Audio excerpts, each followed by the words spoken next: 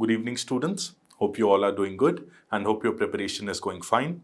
Welcome to the Analyst. This is 14th of July 2023 and we are here to discuss important articles from the Hindu and the Indian Express. Now for your kind perusal, handouts are available in the description section which you can use to streamline your current affairs preparation. So I will highly recommend you to watch this video alongside watching the handouts as well. Now coming to the table of contents for today, that what all topics are important in today's newspapers. See, there are 5 topics and first topic is your G20 and India's presidency, a highly important topic which can be asked in your mains examination. Second is inflation related to monetary policy response. Now we'll be discussing inflation and what monetary policy response can be there to combat the effect of inflation. Third topic is India-France strategic partnership. Again, a very important topic. Fourth is capital expenditure in India, or you can call it as CapEx as well. So capital expenditure in India, another very important topic for our paper. Then financial market, the current market rally. Now this is also very important because currently how the markets are performing, how the stock markets are performing, we'll be seeing that in detail. So all these topics are highly relevant for your preliminary examination and mains examination as well. Now coming to the first topic of today, it is related to G20 presidency of India. Now why it is in news? Because Amitabh Kant, who is the Sherpa in G20 representing India, he has remarked that Ukraine war is not a priority of G20 presidency for India.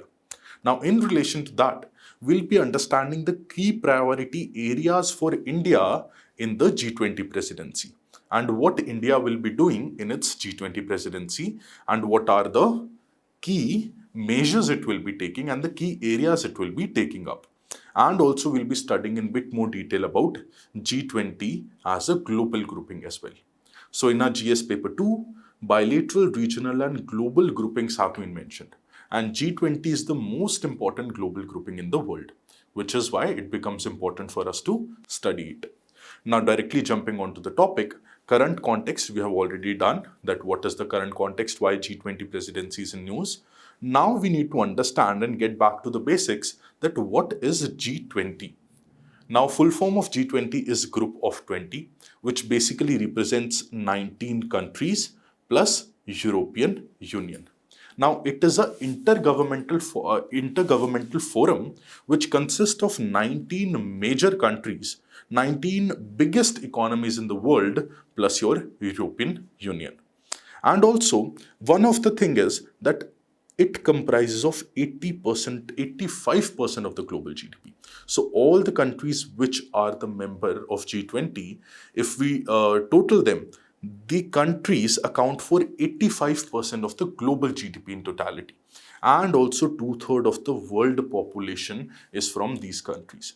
So very important countries are part of G20. It includes your Australia as well, Canada, then China, then France is also part of it, then India, Germany is a part of it, then Japan is part of it, Russia, South Africa, UK, US, European Union and several other countries are part of this G20, which is why this grouping becomes very important. Now, if we want to see the chronology, this grouping was formed in the year 1999 and it was set up as a forum for basically finance ministers and the central bank governors. And this organization or this grouping was set up at the backdrop of Asian financial crisis of 1997. And it consists of 19 major economies plus European Union. Now in 2008, when the global financial crisis hit the world, this forum was elevated to a forum of head of states after the global financial crisis of 2008. Now coming to the year 2020-22, the forthcoming summit was to be held in Bali, Indonesia. And after that, from December 1st, 2022, India took over the presidency of G20. And in December, the Sherpa meeting in Udaipur was the first under India's presidency. And in this year, September, 18th G20 summit will be held in New Delhi. So this is the chronology of G20. Now let us understand what is the working of G20. G20 is consisting of two important tracks under it. One is the finance track, other is the Sherpa track. Now finance track consists of all the G20 finance ministers and also central bank governors plus their deputies. So this finance track consists of G20 finance ministers, that is the finance ministers of all the countries in G20, plus the central bank governors, plus the deputy governor of the central banks. And they meet throughout the year and their focus is mostly on monetary and fiscal issues plus maintaining the global financial stability in the entire world. That is the focus of this finance track. Now there is one more track, that is your Sherpa track. Now it basically focuses on broader set of issues. Broader set of issues like your political engagements, your anti-corruption issues, development-based issues, energy security related issues. So all the broader issues which are non-finance in nature, because financial issues are discussed in finance track. So all the other broader issues are discussed in this Sherpa track. I hope the working of this G20 is very, very clear to all of you. Now moving on to India's presidency of this G20. Now we all know India assumed presidency last year. Now what is the theme which India kept for its presidency? The theme was very simple and reflected the principle of Vasudhaiv Kutumbakam. And the theme was one earth, one family and one future. And if you see the logo which India has kept, it beautifully depicts a lotus and above it a earth, depiction of the earth. And Bharat is written in Hindi, then it's 2023, then India. And the color of this G20 is kept in the Indian tricolor format. So the theme is one earth, one family and one future, which basically reflects that we are living in one earth, we should be a one family and we should have a common future, which is one future. I hope this is very, very clear to all of you. Now in September this year, the final G20 Leaders Summit will be held, which will basically convene in the month of September, and it will consist of 43 head of the delegations, which is the largest ever delegation in the entire G20 history. And again, this will be held in September itself. Now, what are the priority areas or key areas of concern for India during its G20 presidency? See, first is focus on green development, climate finance, and the theme of life. Now, in relation to all these priorities, India would be focusing on climate finance, combating climate change, combating the issue of global warming, and also developing renewable sources of energy and promoting renewable sources of energy in the entire world. Accelerated, inclusive, and resilient growth. That is the growth of all the countries in G20. It should be accelerated. That is, it needs to increase. It should be inclusive. That is, it should include all the people equally. And it should be resilient. That is, it should be robust. That is the key priority for India as G20 president. Then accelerating progress on sustainable developmental goals. Now, the sustainable development goals have been sidelined by many of the countries in the last few years. Now, India aims to bring back the importance of SDGs and achieving the SDGs by the prescribed time format.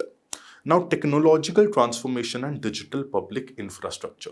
Now, developing technology for various uses, developing new uses, which includes your artificial intelligence as well, and using all those technological transformation for improving the governance throughout the world, and creating a digital public infrastructure where the data of every citizen is protected.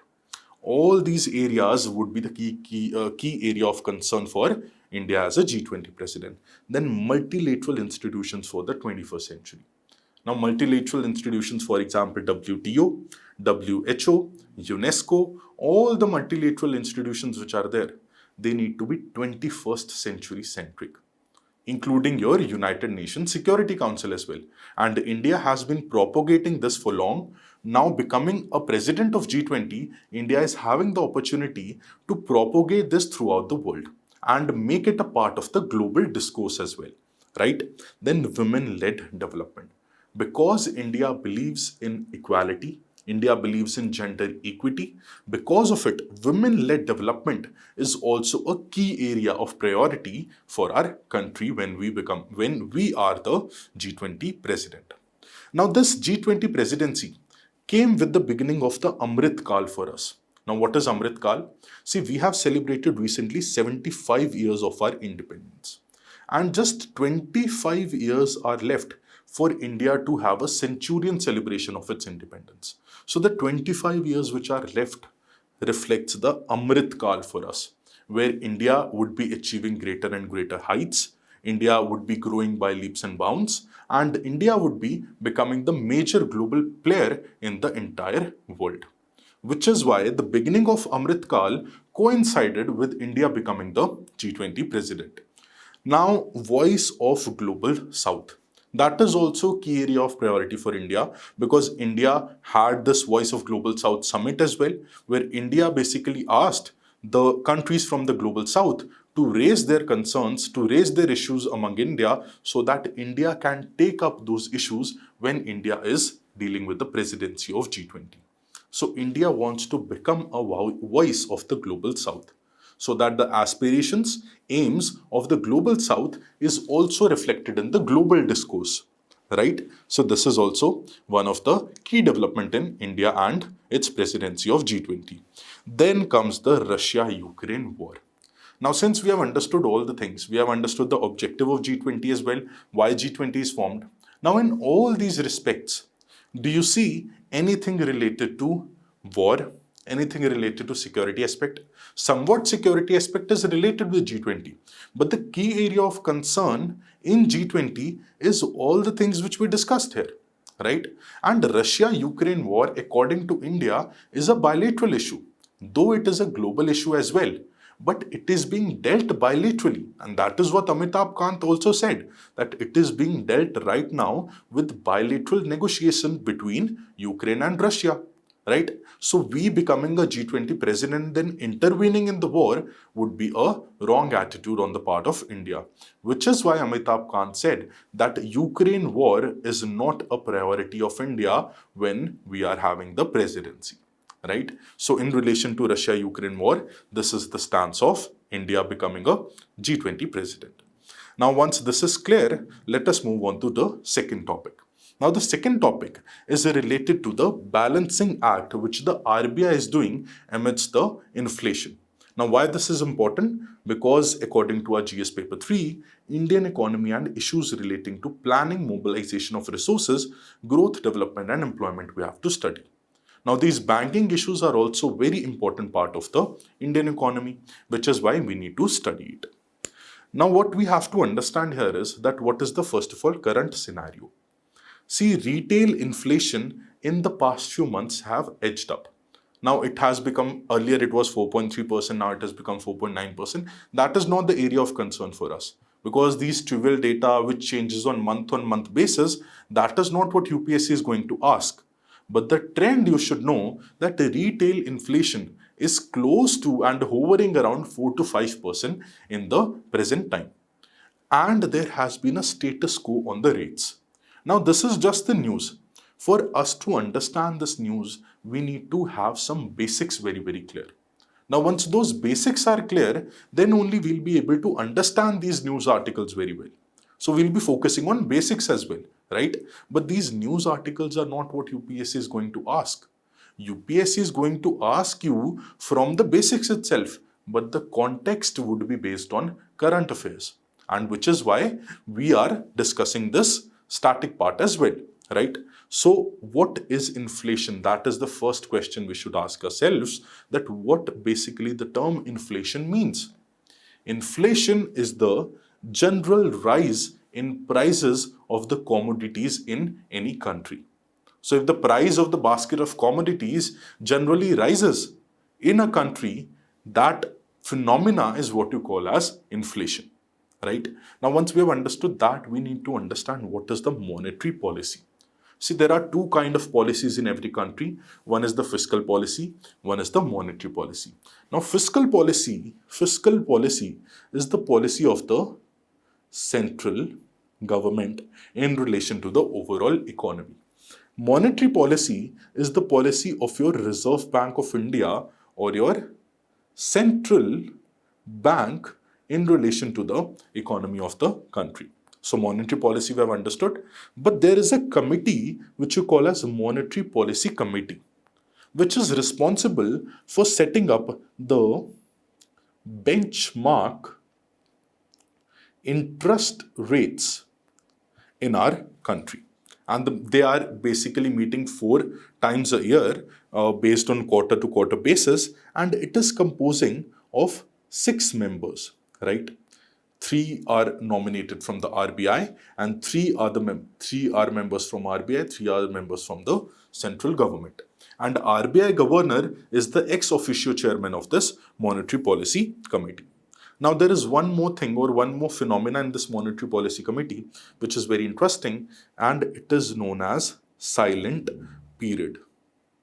Now, 7 days before announcing the interest rates or the repo rate, reverse repo rate, and 7 days after announcing the rates, there needs to be a silent period in this monetary policy committee. That is, silent period needs to be followed, where they'll not be interacting with the media, they'll not be interacting with the public in this 7 days prior to the publishing of the rates and after the publishing of the rates. And that period is what you call as silent period, so that the rates which are changed, it does not impact the economy in a bad manner, right? And to maintain the confidentiality aspect as well, right? Now, once we have understood this, what we have to understand is that what is the monetary policy response to correct inflation, right? Since monetary policy we have understood, and who gives the monetary policy? The Monetary Policy Committee, and RBI governor is the ex officio chairman of it. But what are the monetary policy responses when the inflation becomes very, very high? What does the RBI does when inflation becomes very, very high? Now, let's suppose that inflation has increased in the economy. What steps RBI would take? There are 2 kinds of steps. One is the quantitative methods, second is the qualitative methods. Now, with respect to quantitative methods, RBI is having the power to change the rates, and you call it as policy rates as well. It includes 2 types of rates. One is your repo rate and one is your reverse repo rate. Now, repo rate is the rate at which central bank lends money to the commercial banks, right? Now, let's suppose inflation is there. That is, people are having a lot of money and money supply in general in the economy is very high. Now, what RBI would want? RBI would want to soak that money supply in order to reduce the level of inflation. So, RBI will increase the repo rate. That is the rate at which they lend money to the commercial banks. If that rate is increased, then the commercial banks, the rate which they are charging from the general public, that rate will also increase. And if loans are not available to the public easily, and interest rate is very, very high, eventually the public will not be getting so many loans. Eventually the money supply in the economy would decline and inflation would be corrected. So this is what RBI would do with respect to the rates and specifically the repo rate. Coming to the ratios, see, there are 2 types of ratios. One is your cash reserve ratio, one is your statutory liquidity ratio. Now, cash reserve ratio is the ratio at which the commercial banks has to keep a portion of their deposits as reserves with them. Now, that reserve which the commercial banks have to keep of the overall deposit, they can't use it for lending purposes, right? So, when there is inflation, RBI will increase these ratios. Statutory liquidity ratio means liquid assets bank would be keeping with themselves. And in cash reserve ratio, only cash they would be keeping with themselves, right? So when RBI increases this ratios, then the commercial banks would have to keep a larger amount with themselves as reserves. So when more reserves are there, less amount would be available for lending. So when less amount would be available for lending, eventually the money supply in the whole market would decline and eventually inflation would be combated. I hope this is very, very clear to all of you. Coming to the third thing, that is your open market operations. Now, when there are open market operations, the RBI or the central bank is basically buying and selling the government securities on the behalf of the government. Now, when there is inflation, RBI will basically sell the government securities. It will say to the public that, okay, we will give you this much interest, you buy the security and you give us the money. So in this way, RBI will temporarily soak in the money. We will give them the securities and public will give us money in relation to the securities. So we will soak in the money supply. Eventually, again, this will help in combating inflation because then less money would be available in the market and the prices would again go down. This is what your open market operations mean. Buying and selling of the government securities when we need to correct inflation or deflation. Second is the qualitative measures. Qualitative measures means the margin requirement. Now, margin requirement is, for example, when you are going to a bank to get a loan. Bank asks from you a collateral.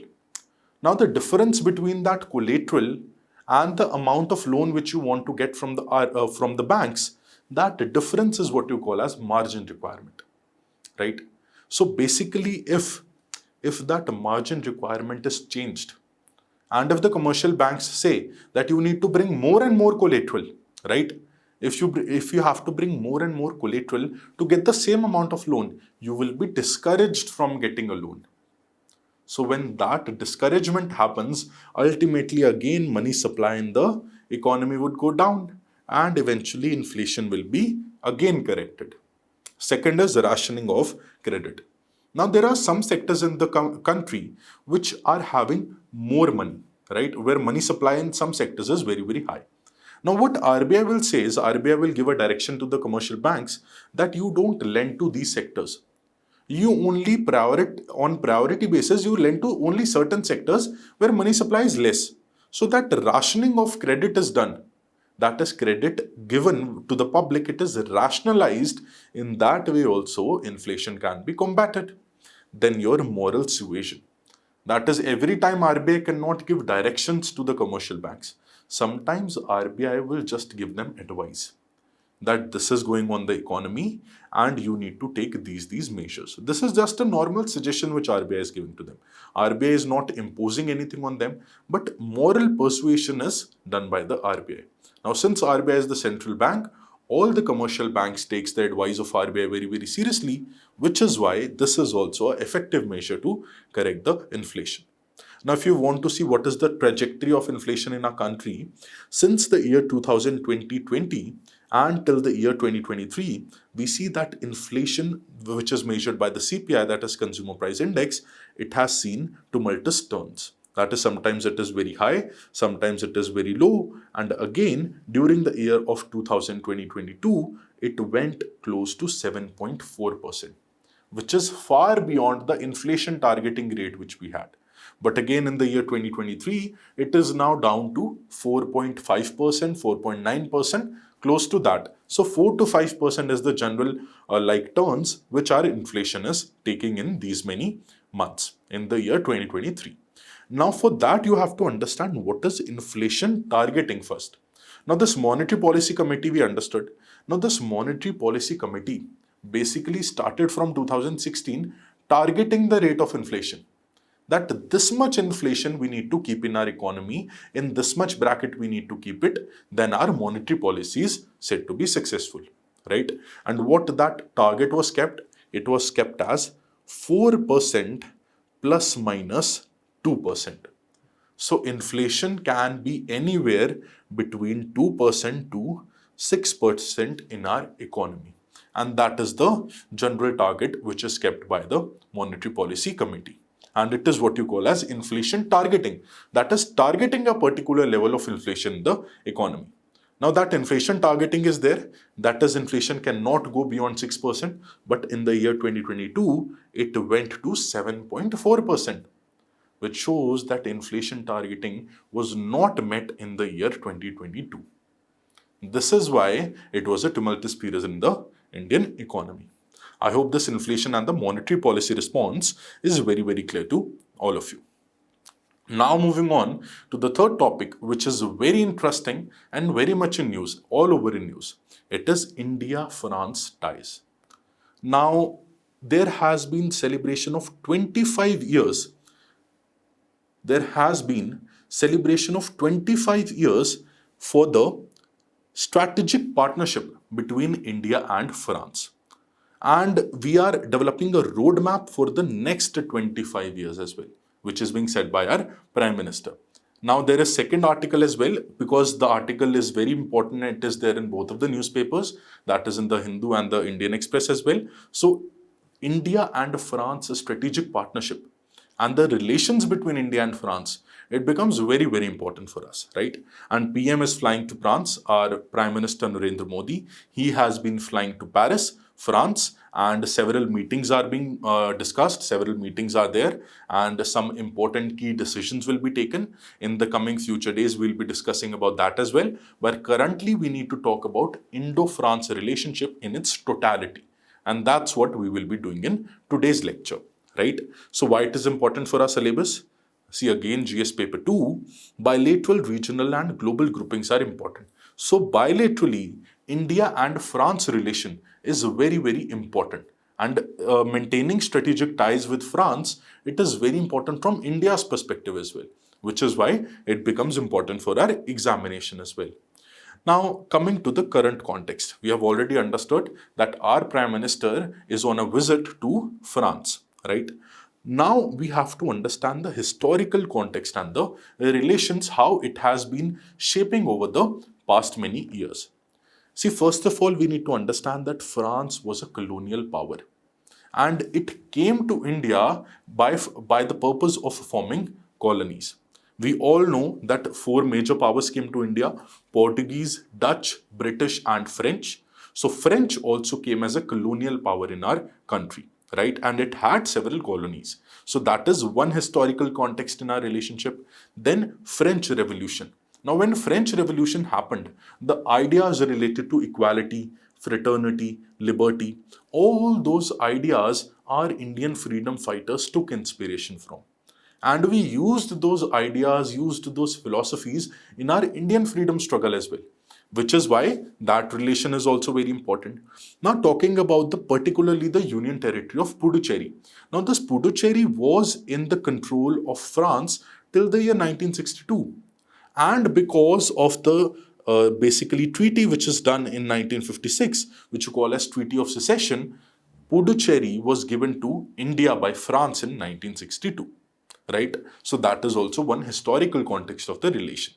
Now, when in the late 1990s, India did its nuclear test at the time of Atal Bihari Vajpayee, France was the only major Western power, major Western country which did not condemn India, right? And during the time of, in the 1970s also, when India did these nuclear tests, France was a country which supported India during those nuclear tests.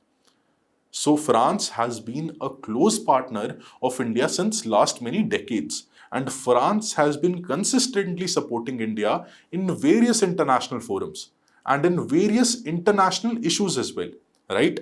So it is a strategic ally of our country. And we can proudly say that India and France's strategic relationship have completed 25 years, right? So key areas of cooperation that we need to discuss. First is the strategic partnership, because India and France build its relationship as a strategic partner in the year 1998. And it took a new turn in their relationship. Now, the strategic partnership was based on three key pillars. Three principal pillars. First pillar is your defense cooperation. Second pillar is your space cooperation. Then comes your civil nuclear cooperation. So in all these areas, India and France would have a strategic partnership. Also, what you need to understand is that France has been a continuous supporter of the bid of India to be a permanent member of United Nations Security Council. Because India has been trying very hard to get a permanent seat in the UNSC, but China is always vetoing it. But France is always supporting our country in becoming a permanent member of this UN Security Council. So, in that respect, our relation and areas of cooperation are very, very strong. Coming to the defense sector. Now, one most important sector where we are collaborating is the defense part. Second, I would say it is the strategic partnership, but first I would consider the defense. Because in defense relations, France has been a major defense supplier for our country, right? And a key defense partner of our country. It basically became the second largest defense supplier for our country from the year 2007 to 2021. So it was the second largest defense supplier to our country, which is a very, very big thing. The French Scorpion, basically conventional submarines, which were there. It is being built in India under the technology transfer agreement, which we did in the year basically 2005. And also Indian Air Force has been receiving the Rafale fighter jets as well. The Rafale fighter jets, which our Indian Prime Minister is also talking about, these Rafale fighter jets our Indian Air Force would be receiving. Then there is C295. It's basically Tata Group and Airbus. Tata Group and Airbus have tied up to manufacture the C295 tactical transport aircraft carrier. That is the tactical transport aircraft, and it will be manufactured in Vadodara, Gujarat. So in that respect also, our defense cooperation is very, very deep. Now, various joint exercises which we are doing. Let me name some of the exercises. First is the exercise Shakti, which the armies of both the countries does. That is exercise Shakti, which is related to the army. Then exercise Varuna, which is a famous exercise between the navies of both the countries. Then comes your exercise Garuda, which is the naval exercise, or which is the Air Force exercise, right? Which is the Air Force exercise between these two countries. So exercise Shakti between the armies, exercise Varuna, which is a naval exercise between the navies of the two countries, exercise Garuda, which is the exercise between Air Force of both the countries. So these joint military exercises between the two countries have again enhanced the defense cooperation between them, which is why India-France relation becomes important for us. Now, civil nuclear cooperation, we basically had a civil nuclear deal in the year 2008 when our then Prime Minister Dr. Manmohan Singh visited France. During that time, we had a civil nuclear deal, and civil nuclear cooperation wise, our basically cooperation is very, very deep. Then coming to the economic cooperation. Now, France has emerged as a key trading partner for India, and close to more than $12 billion has been our trade in the year 2022. So more than $12 billion is the bilateral trade between the India and France. Now, in relation to FDI inflows, France has been the 11th largest foreign investor in India with investment of more than $10 billion in the last 20-25 years. So in FDI inflow as well, France plays a key role for our country. Now coming to the climate cooperation. Now, since both are very, very climate sensitive countries, France and India have collaborated together in the formation of International Solar Alliance, which again shows that our cooperation in climate aspects as well, climate change, global warming, sustainable energy, sustainable development, in all these respects, our cooperation is very, very deep. Now, in relation to the maritime ties as well, in maritime ties, we are having a joint strategic vision of India-France cooperation in the Indian Ocean region. So a joint strategic vision of India-France cooperation in the Indian Ocean region has been the document which highlights the importance of India-France relation in maintaining maritime security in the Indian Ocean region.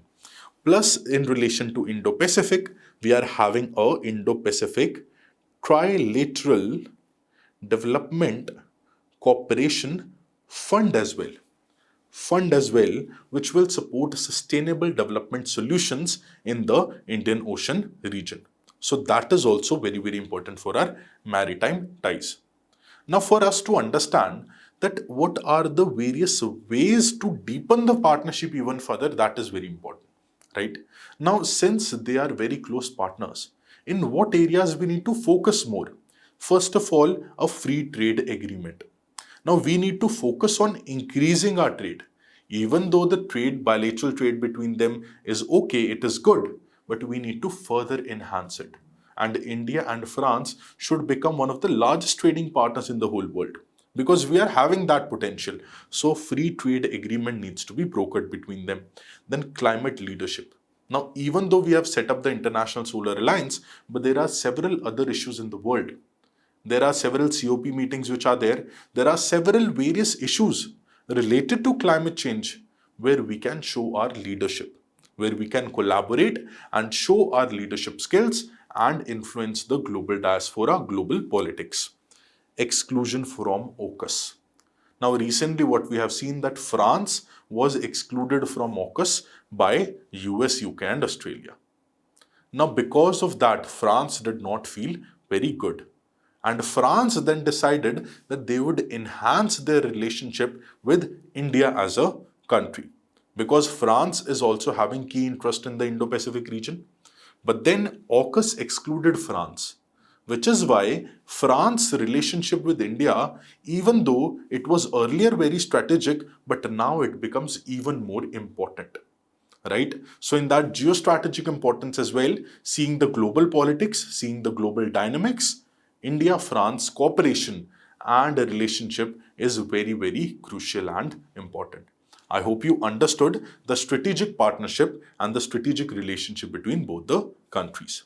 Now coming to another topic, it is related to the capital expenditure and mapping the spending in the states. Now why it is important for us? First of all, for Indian economy perspective, this capital expenditure is important. To ensure your inclusive growth also, capital expenditure is important and a part of government budgeting as well. So this topic becomes important for our examination from pre and mains, both perspectives, right? Now, first of all, let us get the current context that why this capital expenditure is there in news. See, there has been a report of Comptroller and Auditor General.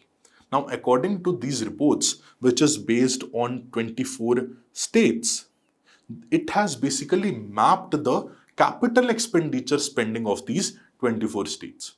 And what has been the resultant of it? It is there in the editorial. So, in relation to that, capital expenditure becomes important for us, right? And we will be studying in detail about the report as well. But before that, let us clear our basics. What is the basics? First of all, we need to understand what is a capital expenditure. Now, there are two kinds of government expenditures. One is revenue expenditure, one is capital expenditure. Revenue expenditure is basically expenditure on day-to-day salaries, day-to-day expenses, all those things which are non-asset creating or non-liability creating, right? But capital expenditure refers to the expenditure which leads to creation of assets in the economy. For example, setting up of bridges, highways, then construction of highways, construction of dams, construction of railway lines, construction of airports, all the expenditure which builds capital in the overall country. That expenditure is what you call as capital expenditure. And why this capital expenditure is significant for us? Because first of all, it is having a multiplier effect. That is 1 rupee which is spent on capital expenditure. It is having the capacity to overall multiply the economic growth in multiple terms, right? For example, if we spend 100 crore in building a dam, now that dam will give employment to thousands of families, right? Now it will provide services also to a lot of people. Then if employment is given to a lot of families or a lot of people, eventually they will be supporting thousands and lakhs of families. Now, if the families are being supported, they will basically use that money for consumption. ultimately economic growth will take place and there will be a multiplier effect. Or you can say domino effect because of this increase in capital expenditure. So that is one of the significance. Another is that it increases your labor productivity. Now, since capital expenditure is high, the labor productivity also increases in the overall economy because that capital expenditure or the expenditure made on the formation of capital would be used by the labor very, very productively. So, that is the second significance. Third is the macroeconomic stabilizer. So, this capital expenditure acts as a macroeconomic stabilizer as well. Whenever there are exigencies in the economy, whenever the economy is going too high, too low, we can change the capital expenditure and stabilize the overall macroeconomic scenario, right? So it acts as a macroeconomic stabilizer as well. Also, it overall increases our economic growth. I told you how, because of the multiplier effect, economic growth also increases in our country. Then crowding in of investments. Now, this capital expenditure leads to crowding in of the investments as well into our country. Because if capital expenditure is high, people in the foreign countries or the institutions in the foreign countries would believe that doing investment in this country would be very, very lucrative. Because that country is building roadways, it's building highways, it's building airports, it is investing in its capital. And where there is investment in capital, there is progression of businesses as well. So the foreign investors would be tempted to invest into our country, which is why crowding in of foreign investments is also a significance of this capital expenditure. Now, in order to understand the status and trends of capital expenditure, you see from the year 2020 to the year 2023-2024, there has been an upward trend in the overall capital expenditure in our economy. And if you see, it is close to 13.7 lakh crore, which is a budget estimate of 2023-2024. And in the previous year, which passed by, the capital expenditure overall was close to 10.5 lakh crore in the economy. Now, since we have understood the background, understood the basics, we need to understand the current trend or the CAG data, which is there in news in relation to the 24 states. This data is for 24 states, that thing is clear, and it is for 2022 to the year 2023. Now, the capital expenditure during that period, that 1 year, was close to 6.1 trillion rupees of these 24 states, right? And it was 0.9 trillion lower than the budgeted.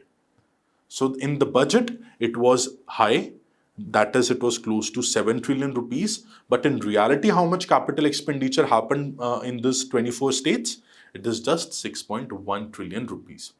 That is, they didn't spend as much as they wanted to, as it was mentioned in the budget, right? Now, there is a scheme which you call as capital expenditure loan scheme, right? And there has been an increased thrust on this. Now, this capital expenditure loan scheme, it is a special assistance. It is a special assistance which is provided to the state governments in the form of 50-year interest-free loans. So, interest-free 50-year loans are provided by the government to this state governments, right? And this scheme is having 8 parts. Basically, the first part is consisting of the highest amount, that is the 1 lakh crore rupees, right? So, this capital expenditure loan scheme, there has been an increased thrust on it. But you see one trend that even though the amount in this capital expenditure loan scheme has increased, but overall the states spent close to 50% of that amount in the last quarter only. So in the whole year, they spent just 53%, but just in the last quarter, just in the last 3 months, they spent close to 50% of the overall amount, which shows that in the last few months, just because that thing will not get renewed in the next year, they spend the money very, very quickly in a haphazard manner. So it shows your inefficiency in capital expenditure management and capital expenditure spending in the states. Now, coming to the fiscal deficit in the states. Now, it has been 20% lower. 6.6 trillion was basically, it is 6.6 trillion rupees against the 8.2 trillion which was earlier. So the fiscal deficit overall has come down. Now, even though they have done the capital expenditure lower, but that one positive thing for that is that fiscal deficit in the states, overall these 24 states, it has been lowered down 20% from the previous year, right? So this is also a good trend. Overall declining in the ways and means advances and the overdraft facility of the RBI to the states.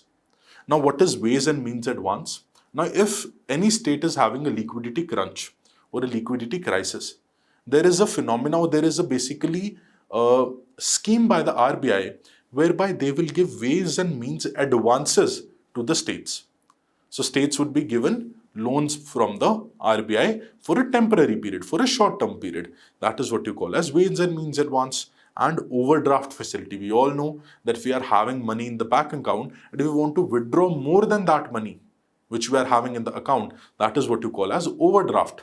So same is the case with states. When the states want to use more money than which is there with them in the RBI, they will use this overdraft facility. So overall, there has been a decline in this WMA and overdraft facility used by the states, which again shows that states are using its expenditure or are using its finances in a very prudential manner, in a very, very prudent manner, right? So this is what conclusion we can draw from this CAG report. But there has been some lapses as well. Capital expenditure has not been done to the level it should be done. But still, there are some positive silver linings in the cloud as well. I hope this is very, very clear. Now, coming to the last topic of today, it is in relation to the current market rally. Right? Why it is important for us? Again, in relation to the Indian economy, this topic is very, very important. That is the financial markets. Now, the current rally, first of all, we need to understand what is the current rally. Now, over the past few months, that is 3 or 4 months, basically Sensex has rallied close to 10%. Rally means basically a steep upward slope. That is a steep increase in the Sensex levels. That is, it has grown close to 10% in the last few months, right? And this is driven by predominantly of 115 lakh crore foreign portfolio investment which began coming into a country from May 2023. Now, in relation to that, the Sensex, let me just write it down, Sensex has rallied close to 10%, right? Now, once we have understood this, we will understand why the market is rising, why there is a short-term increase in the financial market, which we see specifically in this Sensex, and in relation to Nifty as well, we'll be seeing. But in order to, first of all, understand this news, we need to get our basics cleared. Firstly, we need to understand what is financial market. Then we need to understand what is stock market. What are stock exchange? What are the stock indices? What is Nifty? What is Sensex? Then we would be able to understand this current affairs news very well, right? So you saw here that the current context is there, but at the back of it, at the core of it, the static knowledge is what is very, very important. I hope this is clear to all the students. So the first question to all of you, what is a financial market? Now it is very, very simple. Financial market is a market where trade of financial instruments take place. That is buying and selling of financial instruments involving finance. It takes place, that marketplace or that place is what you call as market. That is financial market. What is its classification? It is divided into two. One is your capital market, one is your money market. Now, capital market is a market where the instruments which are dealt in, their basically term period is more than 1 year. Right? And money market basically is the market where the instruments you are dealing in, their maturity is basically less than 1 year. So if the maturity is less than 1 year, those instruments are in the money market. If the maturity of the financial instruments is more than 1 year, it comes under the capital market. Right? Now, money market includes your call money, which the bank amongst themselves lends to each other, then treasury bills, which issued by the government, then commercial bills, commercial papers issued by the corporates, then certificate of deposits issued by the banks. Now, capital market is divided into two. One is your primary, one is your secondary. Primary market is, for example, if I am a company and I want to issue shares. Now, the initial time, the first time when I will issue shares, the people would be subscribing to those shares in the form of IPO, that is initial public offering, where the shares are given to you for the first time in the primary form. That is the market where it is happening is called as primary market. But for example, I've given the shares to you as a company. I've given the shares to you. Now you among yourself are trading the shares. Let's say you are trading among bonds as well. Any financial instruments you are yourself trading into, that market is what you call as secondary market. I hope that is also very, very clear. Now, what is important for us to understand is what are stock exchanges. Now, these transactions, they are happening at a particular place. There is a particular place where these exchanges of the stock are there. That is, the shares are exchanged, bought and sold.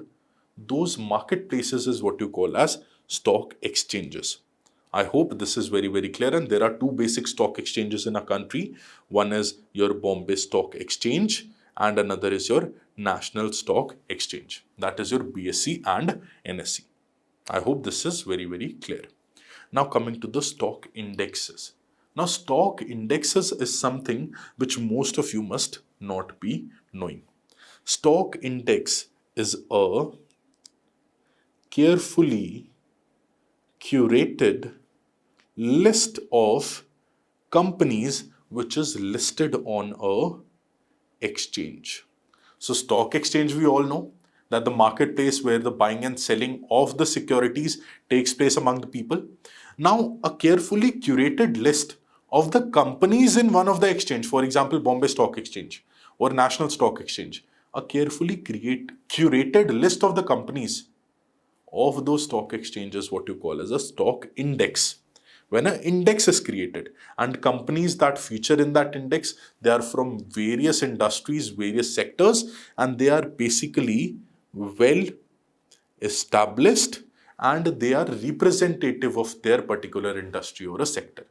So basically some big companies, some big players and some dominant players in the market are chosen in these indexes. Now two important indexes are there in our country. One is your Sensex, one is your Nifty. Now let us study about each in detail. Sensex is a term which is derived from the combination of two words, that is your sensitive, then sensitive plus a index, right? And it was coined by Deepak Mahoni, who is a financial journalist. Now once that is clear, Sensex is a benchmark index. Listen to it very carefully. It's a benchmark index of a Bombay Stock Exchange. And traders also refer to it as your S&P BSE, and it also referred to as S&P BSE Sensex. Now it consists, first of all, it was introduced in the year 1986 and it consists of 30 companies which are listed in the Bombay Stock Exchange and covering a wide range of sectors and industries.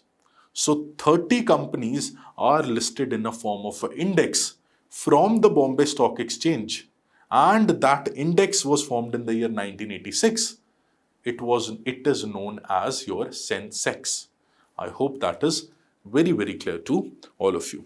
Now there is another index which you call as your Nifty. Now Nifty is the benchmark index of your National Stock Exchange, and it came up in the year 1996, right? It came up in the year 1996. It is also known as CNX Nifty, right? Sensex is also known as S&P Sensex. Nifty is also known as CNX Nifty or Nifty 50 by the traders. It is also known as Nifty 50 by the various traders. Now, what this Nifty consists of? Nifty consists of 50 companies across various sectors and various industries which are listed in your national stock exchange. So this Nifty is consisting of 50 companies which are listed in your national stock exchange, formed in the year 1996. I hope this is very, very clear.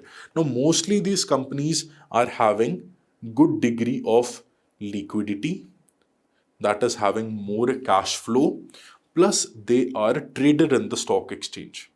That is, they are traded in the national stock exchange. I hope this stock indexes are clear to all of you, Nifty and Sensex. Now coming to the current context, that why are the markets rising in the last few months? What is the reason for the rise in markets? First of all, the strong economic fundamentals of our country. The macroeconomic fundamentals of our country, that is the inflation rate, the GDP growth rate, the employment rate, all these macroeconomic indicators are very strong. Fundamentally, these indicators are strong. That is why our financial markets are robust and they are increasing. Then corporate profitability. Now, many corporates in the last few months have reported profitability. Because of that also, it is having a positive impact in the Sensex. Then service exports. Now, service related exports have increased in the last few months. That is also one of the reason market is rising. Large number of educated and young population. Now, this is a very general point, but demographic dividend which we are having, that is also a point which shows that markets are rising. Because young population is high, educated population is high, they are entering the market lately. Many young population, I have also seen that they are entering the stock market or the financial market, which is a very positive sign for the market. And ultimately, we see optimism in the market because of which the prices in the market are rising. And the market overall is rising. Lower wage inflation. Now, lower wage inflation means what? The inflation caused by increase in wages is lower in our country compared to the rest of the world. Because of that, people are investing in our markets more and more. Eventually, which is why markets are rising. Markets which includes your stock markets, various derivative markets, and several other markets as well, right? I hope this financial markets and the current market rally, that why this increase in Sensex has been there in the last few months, it is clear to all of you. And the basics are also clear to all of you. Now, this is the end of the lecture. Thank you for watching today's Analyst. Hope you have a nice day and all the very best for your preparation.